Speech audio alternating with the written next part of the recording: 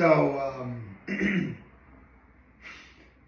it's at this point in this series of videos explaining why I'm still here.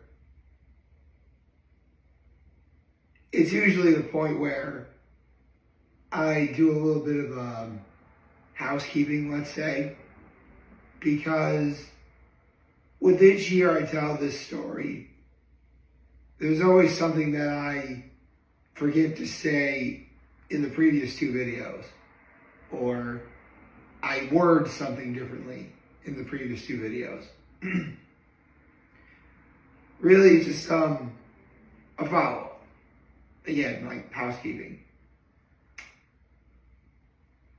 But I also take an opportunity to think over, what's happened in the last 16 years and now 2 days.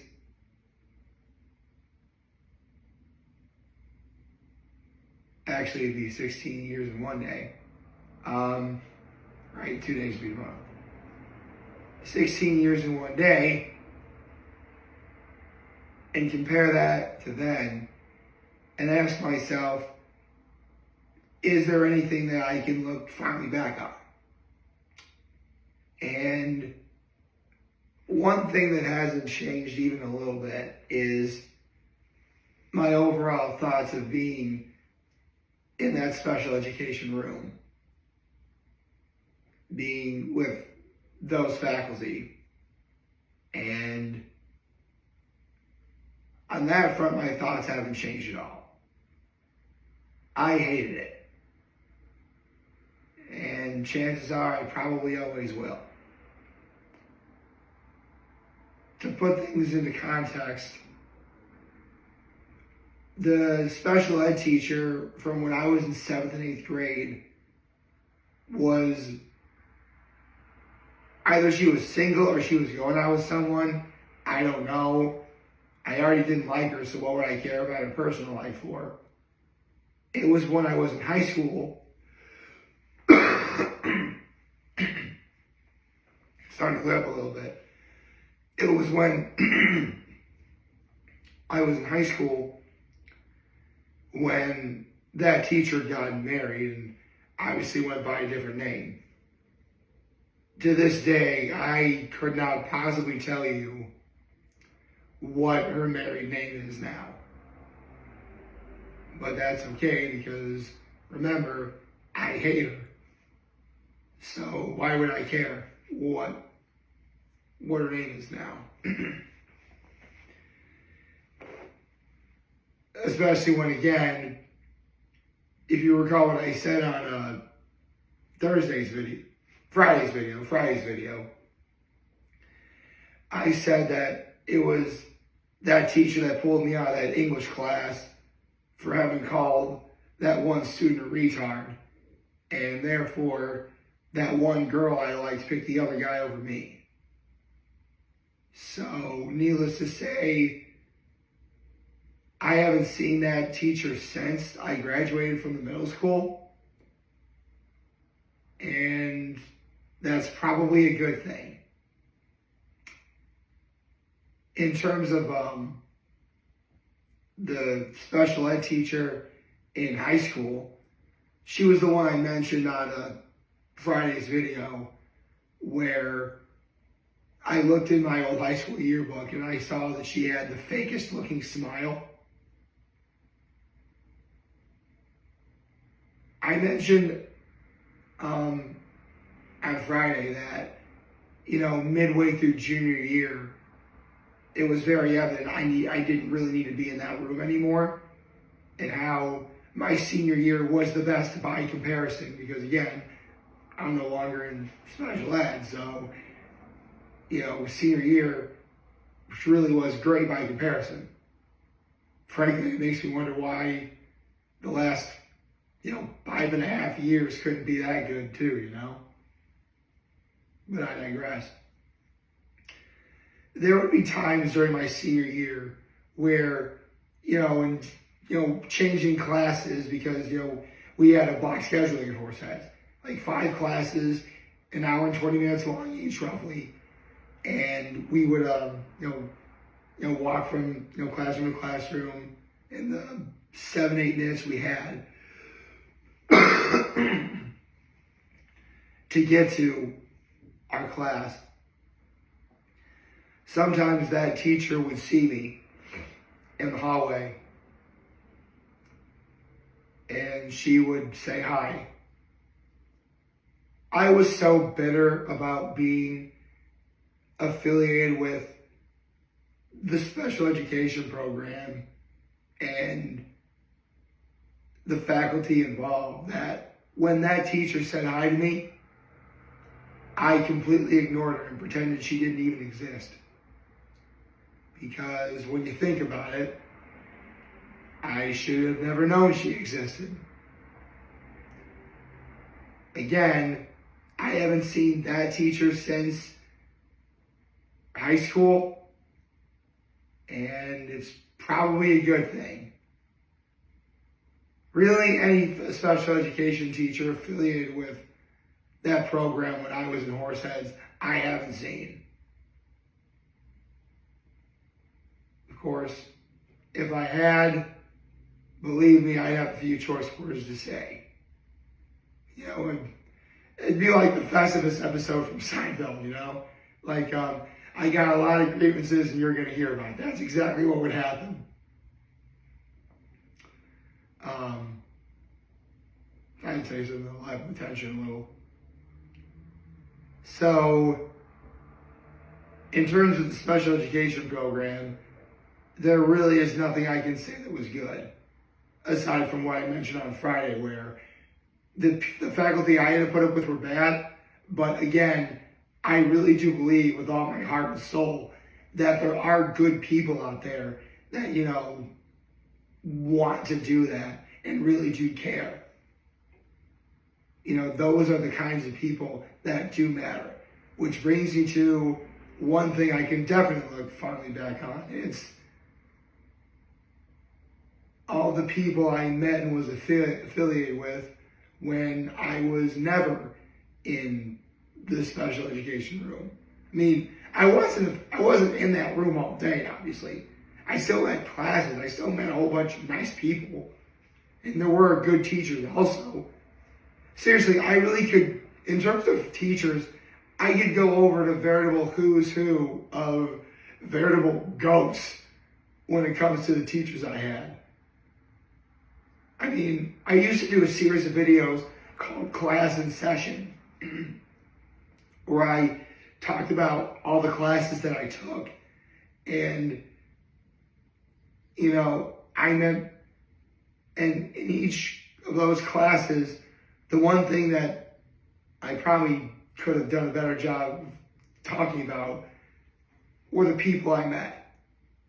Oh, trust me, even before I stopped contemplating suicide, I had met some very extraordinary people that I'm proud that, I get to know.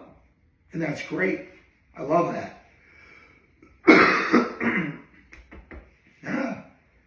Man, should have taken that Mucinex before I started this video.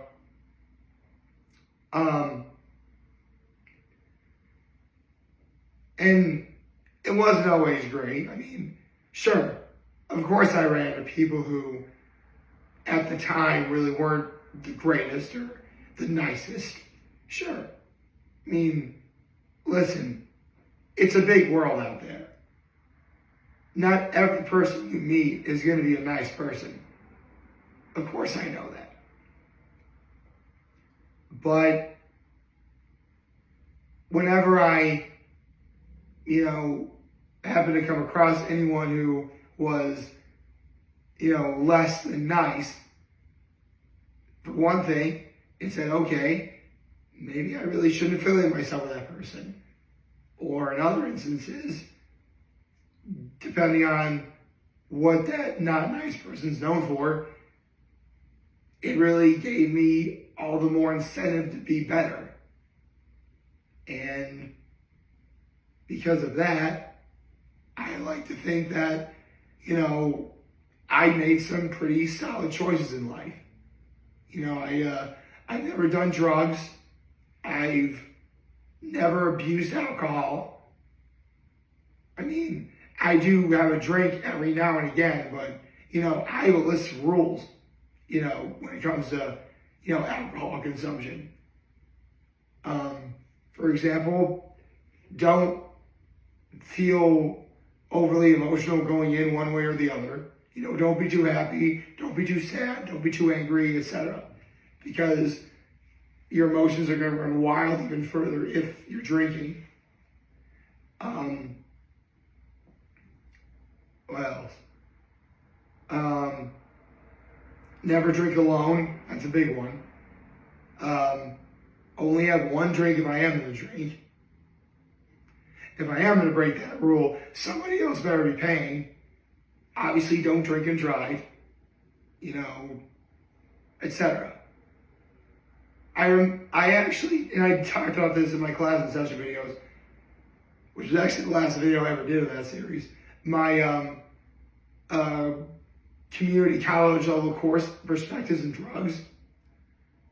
At the end of the day, the teacher would always say, make good choices. And yeah, I made good choices. And that's like in terms of drugs and alcohol. I mean, you probably could have pieced this together, but I've never abused or harassed women. In some ways, I can make an argument that that's worse than the whole drugs and alcohol thing.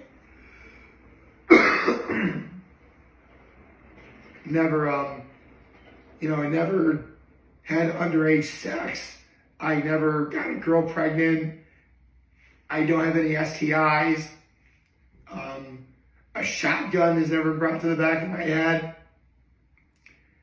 So, it's funny.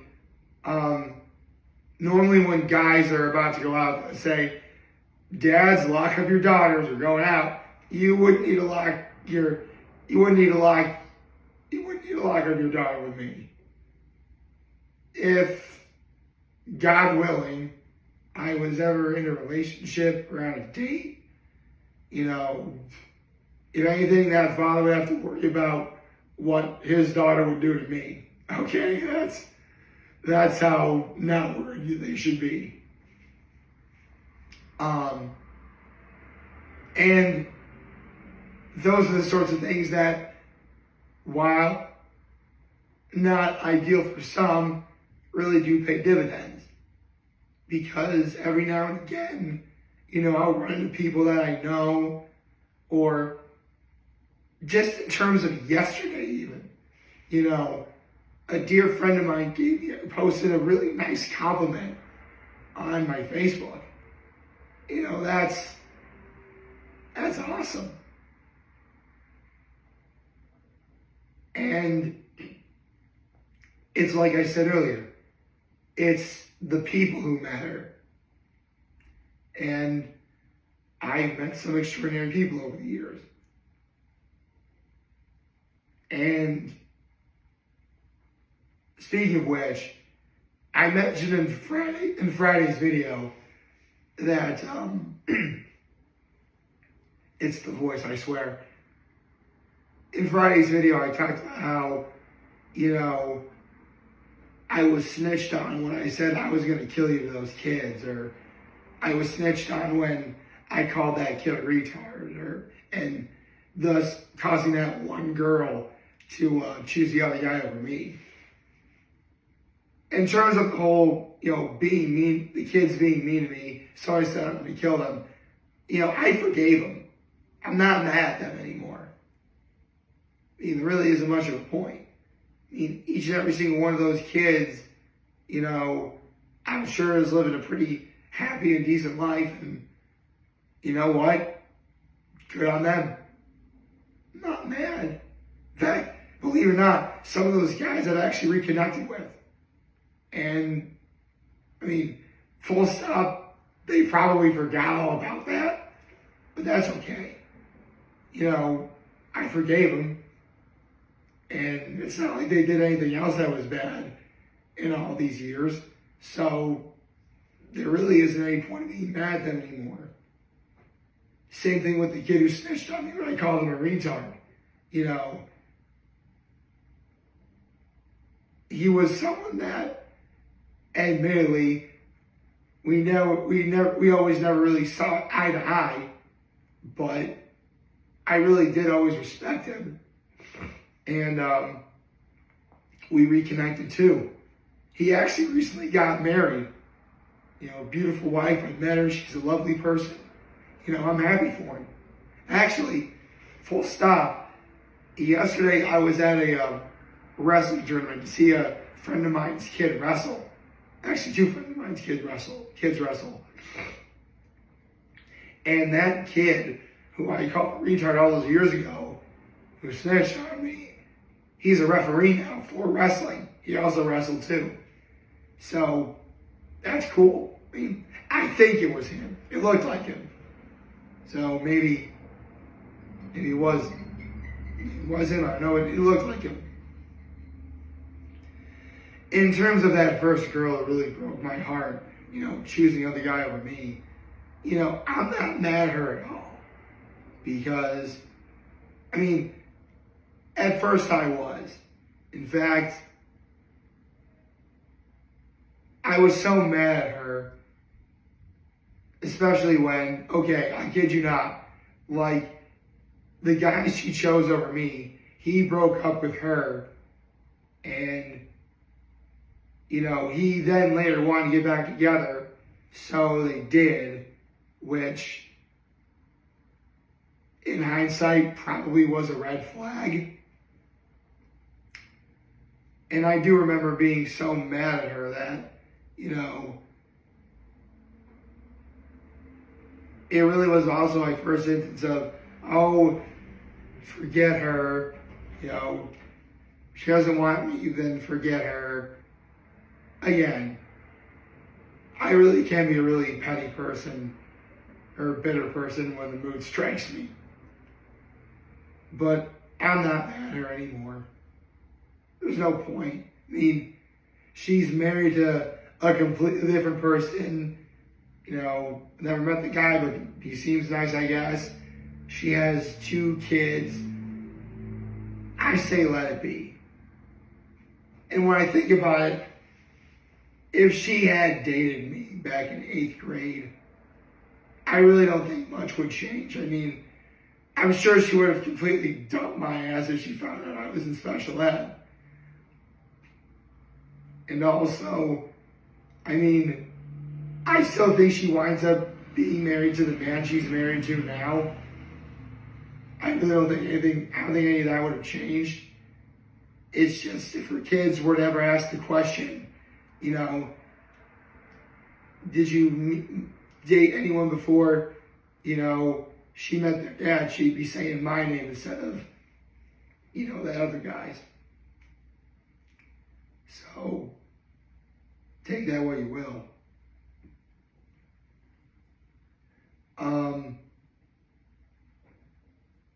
I mentioned how on Friday that I was denied being in concert choir, and to this day I'm convinced it was because I was in the special education room due to the fact that several of those special ed students wanted to do choir as well.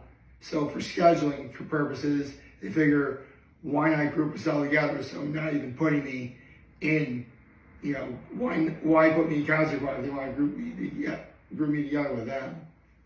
I mean, obviously it really is more of a hunch and a theory than anything else. And I really could be wrong about that. But for one thing, the timing really is too convenient to be a coincidence.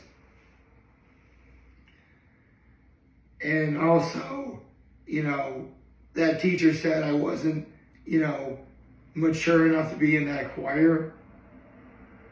I mean, look, you had students and they're talking about the next time they were going to smoke weed and cursing like sailors in some instances.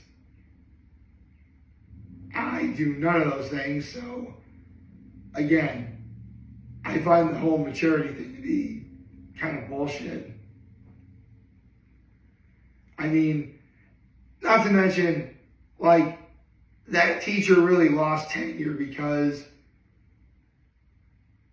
I mean, it really wasn't explained why, but pretty much anyone could read the room on what would wind up happening, and that was he was having relations with another student who had graduated at that time. So that student was a senior, and maybe she was 18, but she was still a student in the system. So maybe he was denied tenure because of that. It's even crazy when you stop to consider the fact that later he and that student would wind up getting married and moving down to Florida, specifically where Disney World is. But again, I'm not mad because I wound up being the best singer in that entire school in spite of what happened. You know, again, no one really would ever give me the recognition or the satisfaction because of the special ed thing. But, you know, to this day, I can say I was the best singer at that school, and to this day, no one's been able to take that away from me. Not that anyone could, but still. And, you know, it also boils down to the people. You know, I did football, wrestling, and track, and, you know, I met some teammates that to this day I still keep in touch with every now and again. Trinity Pauling was the same thing, only, you know, obviously special ed isn't involved. But, you know, I met some wonderful, extraordinary people doing sports. And I've been able to reconnect with them, and it's been great. I mean, full stop. I doubt any of those people remember I was in special ed, which, good. I mean, technically I brought it up now, so probably brought up a few things.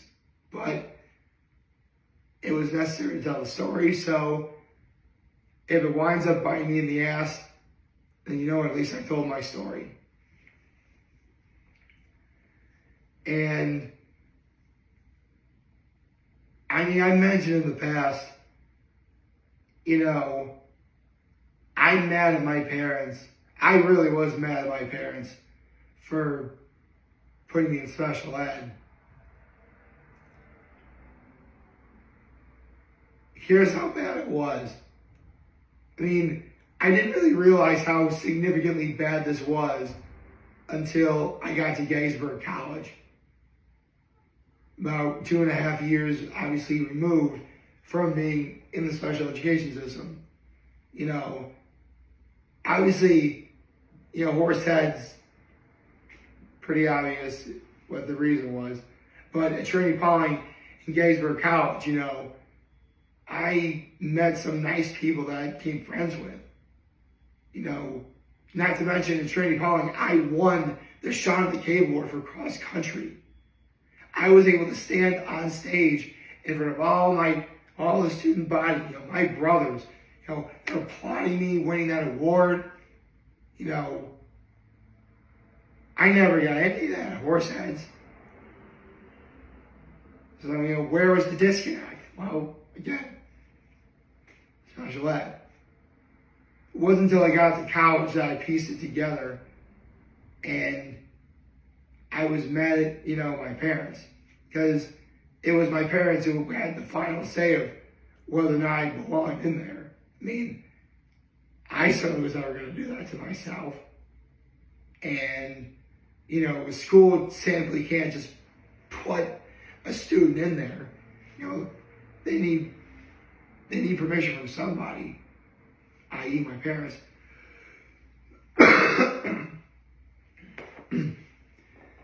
The more I cough, the more it wants to come out, but it can't. So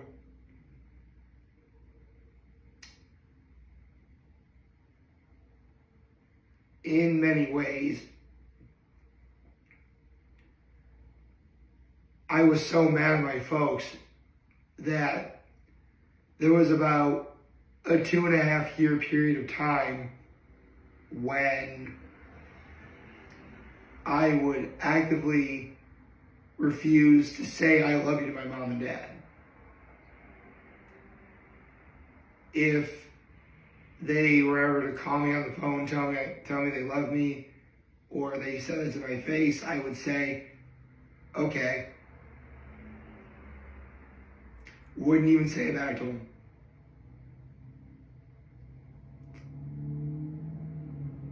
That when I would later need to get help and treatment in Denver, Colorado, you could pretty much 5 years of my life have been dedicated to actively not telling my mom and dad I love them. And now I'm at that age where, well, I can say I'm at that age. I'm at that age now where, eventually I need to think about what my life will sadly be like when, again, sadly, my parents do go. Because anyone I know who's ever lost a parent, they always say, I wish they were still here. I wish I could hear their voice again. For me, while those things are going to be true, there won't be a soul who's going to wish he told his parents he loved them more often than I will. Because I can tell you right now, 5 years of my life dedicated not telling my parents I love them, yeah, that's going to be one of many things I'm going to have to answer for if and when I go. And the one thing I can say about that is, you know what? I'm not going to have to worry about that for a long time. If I wind up passing away, it's going to be due to my terms and no one else's. And right now, my terms are as follows. I go when I go. And I will never commit suicide. It was my brother's attorney, Pauling, that saved my life. I'm here because of them. And with each and every person I've met over the years, especially those I've reconnected with in the 607, you guys know who you are. Even the people I saw yesterday, you guys know who you are. They are for all intents and purposes my lifeline. They are why I'm still here. I'm there. I mean, if I kill myself back in January of 2009, I do not reconnect with those people. I do not graduate from college. I do not ride 100-mile bike rides for charity, 2 of which were for JDRF, and the other 2 were for the food bank at the Southern Tier.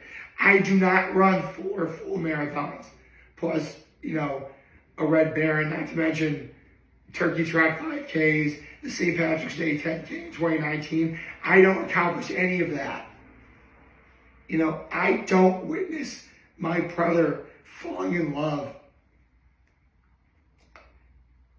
meeting the love of his life, getting married, seeing him get married, and now raising 3 beautiful children. I don't get to say any of that.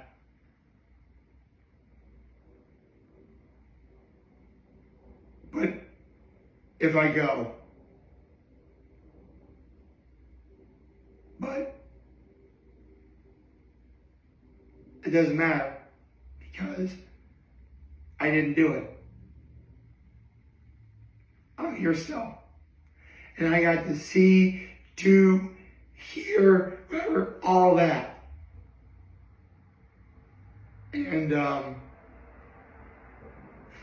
there's a saying I remembered earlier back in November when Horseheads finally won its first sectional title in football in 26 years. It was what the NFL legendary coach Bill Parcells said after the Giants won that first Super Bowl. He said, for the rest of your lives, nobody can ever tell you that you couldn't do it because you did. And I get to apply that to my life. Nobody could ever tell me that I couldn't graduate college because I did. Nobody could ever tell me that I did 4 100-mile bike rides or 4 full marathons because I did. Nobody could ever tell me that I'll never see my brother get married and raise a family of his own because I did. So far, the only thing they've been right about is, getting a girlfriend and getting married. But you know what? I still believe it'll happen. Sorry, it's my voice.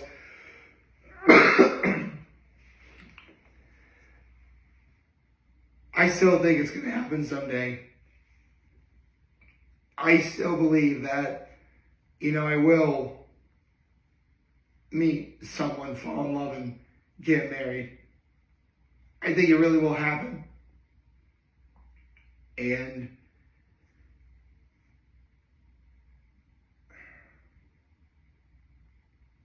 I believe it will. In fact, if any of you saw me at the wrestling tournament yesterday, you guys know who you are.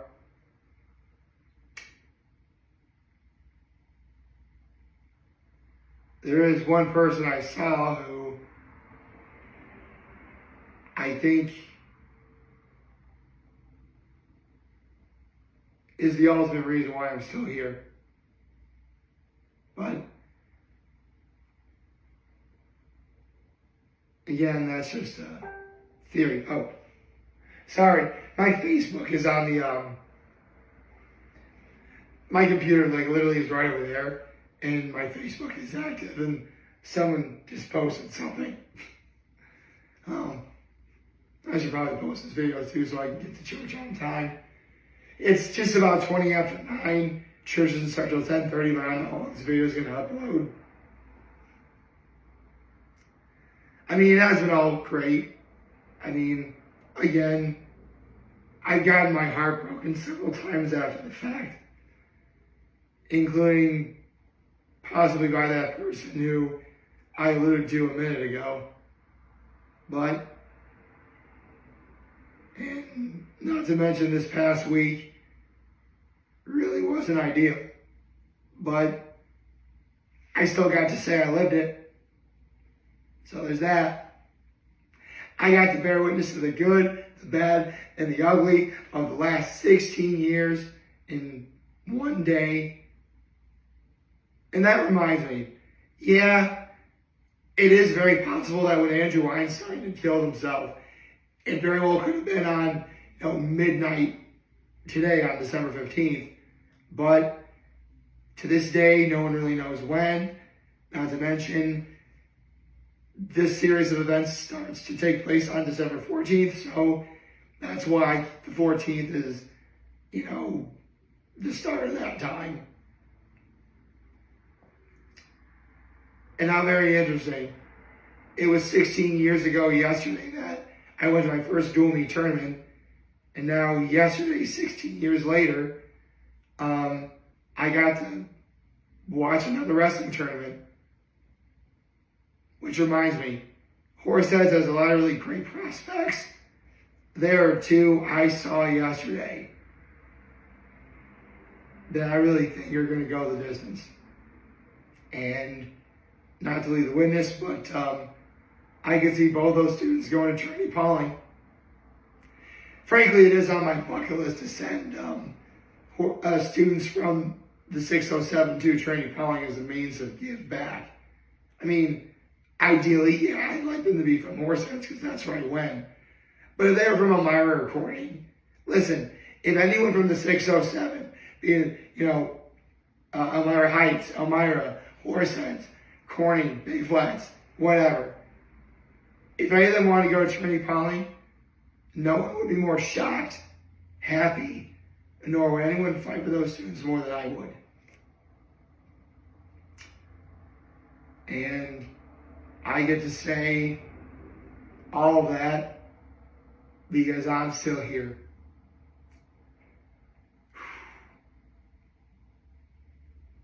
This was nice.